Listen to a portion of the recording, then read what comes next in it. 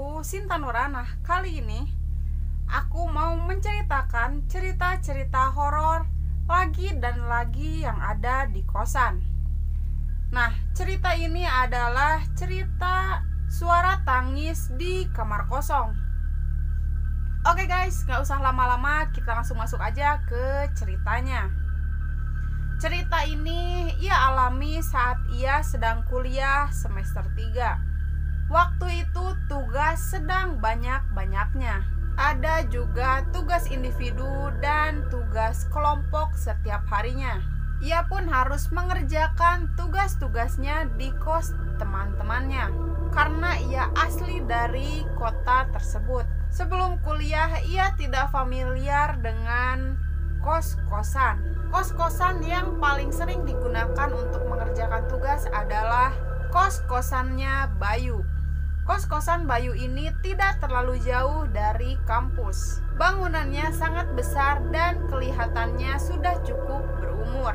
Kalau tidak salah, ada 15 kamar dan hanya satu yang kosong.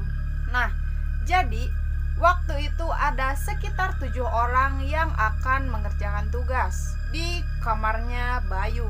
Karena tugasnya deadline besok pagi jam 7. Sampai jam 11 lewat, mereka masih mengerjakan tugasnya.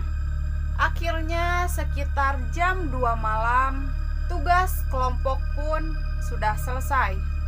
Karena jam sudah larut malam, ketujuh orang tersebut malas untuk pulang. Dikarenakan sangat akhirnya mereka bertujuh pun memutuskan untuk nginep aja di kosnya Bayu. Awalnya mereka tidur berdesak-desakan. 7 orang cowok dan lumayan badannya cukup besar-besar. Pokoknya bener-bener gak nyaman banget dah. Akhirnya Bayu punya ide. Kalau sebagian dari mereka disarankan untuk tidur di kos yang kosong tersebut. Kata Bayu, tidak pernah dikunci dan di dalamnya sudah ada spring bed, selimut. Pokoknya perlengkapan kos yang sama deh kayak di kosnya Bayu. Ya daripada desak-desakan, akhirnya ide Bayu tersebut diiyakan. 3 teman-temannya berpindah di kamar kos yang kosong tersebut. Bayu mengantarkan 3 orang tersebut ke depan kamar kosong tersebut. Dan setelah dibuka pintu dari kamar tersebut dan hawa pengap pun langsung terasa. Emang bener-bener itu kamar kayaknya udah jarang ditempati dan mungkin udah berapa tahun kamar itu nggak ditempatin sama orang. Waktu itu mereka bertiga pun tidak ada pikiran untuk macam-macam atau berpikir ke arah yang goib gitu, nggak ada. Mereka bertiga pun inginnya langsung tidur karena paginya ada kuliah. Setelah berbaring di kasur beberapa saat, sayup-sayup ia mendengar wanita sedang menangis di pojokan kamar. Reaksi pertamanya adalah merinding. Ya pastilah, orang yang ngedenger orang nangis deket sama kita dan di pojokan bahkan bener-bener merinding banget, pasti. Secara ini adalah kosan cowok. Kok bisa gitu ada suara cewek nangis? Ia langsung membangunkan 2 rekannya yang sedang tertidur sih enggak, cuman ya merem gitu. Cuman merem aja. Ternyata mereka belum tidur. Sahut mereka, "Iya, aku juga dengar kok." Kata salah satu temannya. "Udah, biarin aja." Boro-boro tenang. Bukannya hilang, suara tangis itu semakin lama semakin kencang. Dan lama-lama suara tangisnya semakin seperti orang yang sedih. Ia pun berusaha untuk membaca doa sekeingetnya. Tapi kok dia yang membacakan doa seolah-olah seperti orang yang amnesia. Tiba-tiba gak ada gitu doa, surat, dan lain-lainnya. Akhirnya ia pun nekat melihat ke pojokan kamar tersebut. Dengan bantuan flash HP dia, terlihat samar-samar di pojokan kamar ada sosok cewek menggunakan baju putih duduk bersandar di tembok. Rambutnya sangat panjang dan kulitnya putih pucat. Sosok cewek tersebut duduk sambil miring dan sambil menangis. Untungnya dia tidak melihat ke arah mereka bertiga. Dia tidak melihat ke arah mereka bertiga. Ya tetap aja walaupun dia nggak ngelihat ke arah mereka, ya tetap aja takut. Udah lihat dianya aja ya takut, apalagi melihat mukanya gitu loh maksudnya. Dia pun udah syok setengah mati melihat penampakan tadi. Dia pun langsung lari keluar kamar dan diikuti oleh dua rekannya. Tanpa komando, mereka lari sampai keluar bangunan kos. Sampai akhirnya mereka berhenti di salah satu warung kopi yang letaknya ada di depan kosnya Bayu. Yang mereka pikir yang penting keluar dari kosan tersebut. Melihat mereka bertiga berlari-lari dengan muka pucat pasi, pemilik warkop tersebut jelas heran.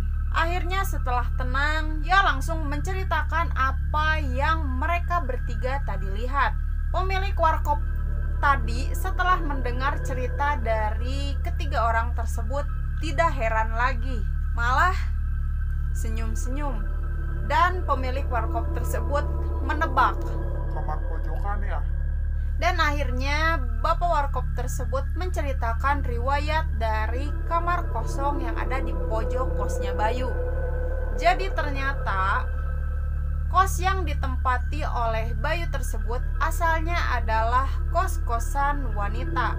Yang kira-kira 15 tahun yang lalu ada seorang cewek penghuni kos tersebut bunuh diri dengan cara meminum racun serangga.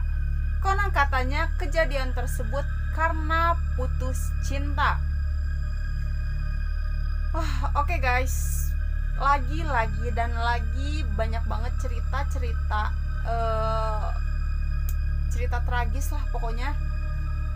Cewek-cewek yang selalu mengakhiri hidupnya, cewek maupun cowok, selalu mengakhiri hidupnya karena putus cinta. Please guys, kalian itu masih punya masa depan. Kalian harus berpikir panjang. Kalian masih punya teman, kalian masih punya saudara, kalian punya orang tua yang masih bisa mensupport. Dan banyak banget cowok-cowok atau cewek-cewek di luaran sana yang bener baik buat kalian gitu. Oke guys, kita langsung balik lagi ke ceritanya. Nah, kamar si cewek tadi yang ada di pojokan yang mereka bertiga tadi tempatin, nah itu adalah tempat dia bunuh dirinya. Sejak itu kos sepi dan ditinggalkan oleh penghuninya satu persatu.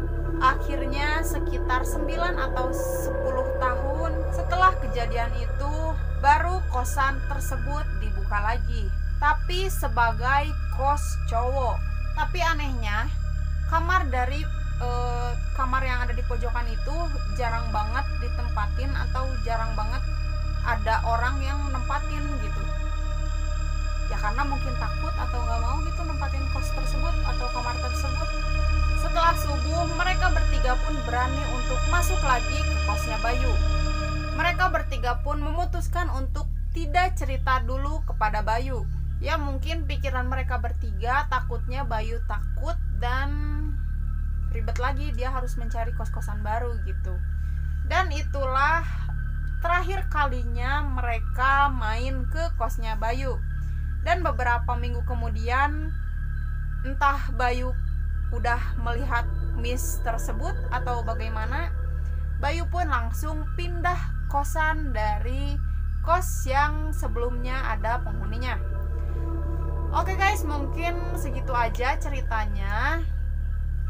Kalau kalian suka dengan video ini, jangan lupa kalian subscribe, like, dan komen. Kalau kalian punya cerita atau pengalaman-pengalaman horor, kalian bisa langsung ceritakan di kolom komentar, atau kalian langsung bisa DM ke Instagramku di @sintanura30. Oke guys, sampai jumpa di cerita-cerita horor selanjutnya. Bye bye.